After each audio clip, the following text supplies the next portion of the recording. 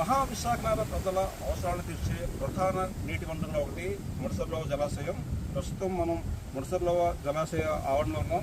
ఇక్కడైతే ముడసర్లోవ నీటి జలాశయం ప్రధాన గట్టయితే ఉంది. చూసినట్లయితే ఏ విధంగా అయితే ఇది శిథిలమై ఉందో ఇదే రిఫ్లెక్షన్గా భావించినట్లయితే అక్కడ చూసినట్లయితే దాదాపుగా ఎండిపోయినటువంటి పరిస్థితి కనిపిస్తోంది.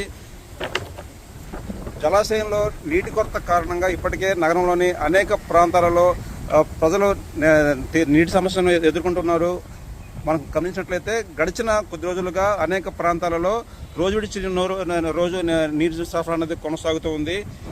సాధారణంగా ఆగస్టు మంత్ ఎండింగ్ లేదా సెప్టెంబర్ మొదటి వారాలకు సంబంధించి చూసినట్లయితే ఈ సమయంలో ముడసర్లోవ క్యాచ్మెంట్ ఏరియాలలో విస్తారంగా వర్షాలు పడడం వల్ల దాదాపుగా జలకళ్ళ నిండుకుండల ముడసర్లోవ రిజర్వాయర్ ఉండేది. కానీ చూసినట్లయితే ప్రస్తుతం నిండుకుండ అన్నది కాస్త పక్కన పెడితే జలాశయంలో నీరైతే దాదాపుగా అడుగంటిపోయినటువంటి పరిస్థితి ఏర్పడింది. అయితే తీవ్ర వర్షాభావ పరిస్థితుల నేపథ్యంలో ముడసర్లోవ జలాశయంలో నీరు దాదాపుగా ఎండిపోయిన పరిస్థితి కనిపిస్తోంది.